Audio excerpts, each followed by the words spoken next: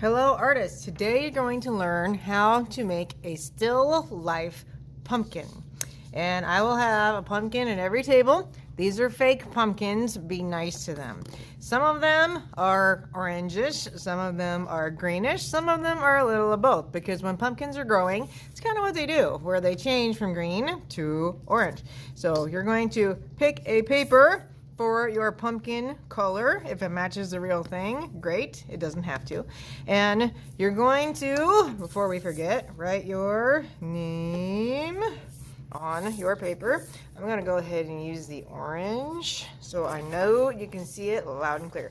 Now, notice my pumpkins. Are they identical in their size and shape? No, this one is short and squatty. It's wider. This one is taller and skinnier. That's just how pumpkins are. They're not all identical out in the pumpkin patch. We are going to try to use your space wisely on this piece of paper.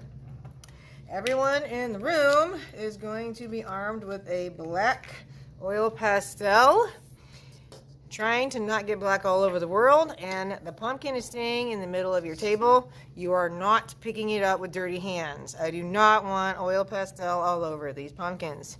So I just have the two so you can see the difference in the size. So when you're looking at your pumpkins, if you have a short and squatty pumpkin, you're going to draw a shorter oval in the middle. If you have the tall pumpkin, here I'll go ahead and draw both. Then you draw a taller oval in the middle. So this is my tall pumpkin. Over here would be the shorter pumpkin. So they're both ovals. This would be the center of the pumpkin.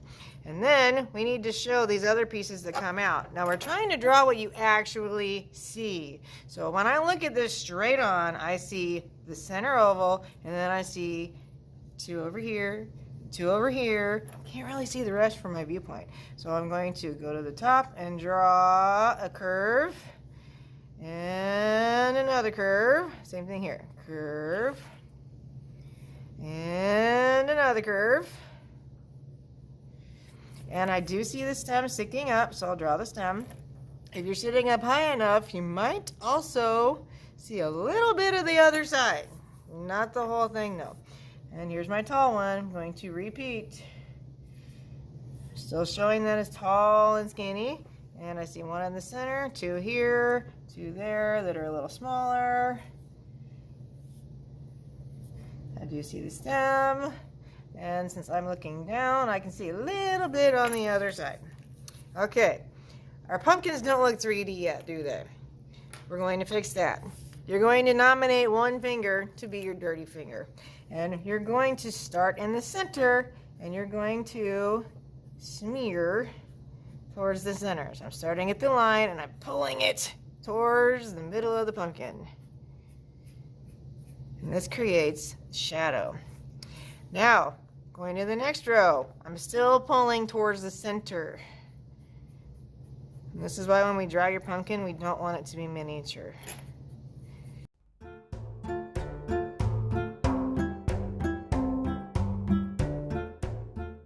Now, the pumpkin is creating a little shadow on the table underneath it. So I'm going to draw a little oval down here to show that there's a shadow.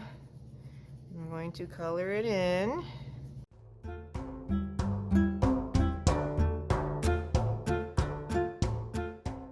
So I have a pumpkin that looks like it is sitting on the table.